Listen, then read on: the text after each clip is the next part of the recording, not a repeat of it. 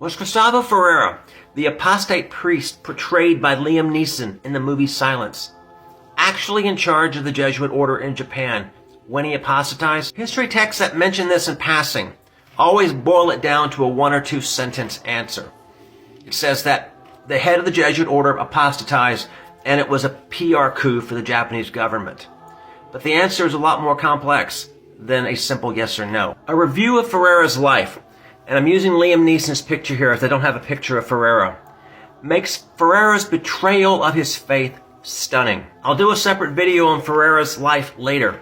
For now, I want to focus on some details, including how he rose to his position at the time of his capture. Ferreira was born in 1580, in or around Torres Vedras in Portugal. He entered the Jesuit order in 1596 at Coimbra. In 1600, he left for mission work in the Indies and was designated for Japan. He spent several years at the seminary in Macau and was ordained as a priest in 1608. He reached Nagasaki in June of 1609 and began his required Japanese language studies.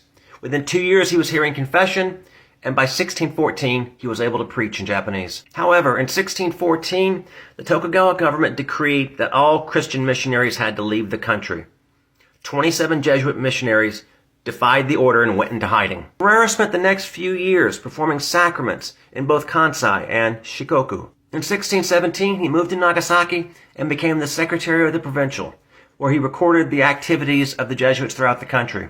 In 1618, when the treasurer was captured, he became the treasurer too. In the 1620s, Francis Pacheco became the provincial, and Ferreira moved back to Kyoto and began keeping a record of martyrdoms for canonization.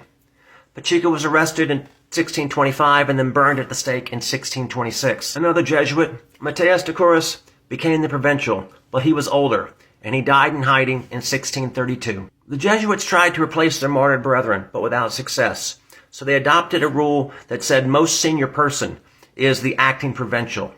Based on this reasoning, Sebastian Vieira became the provincial in 1632.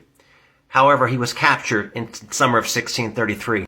With Vieira's capture, Ferreira became the acting provincial, but he was captured himself 2 months later and hung in the pit in October of 1633.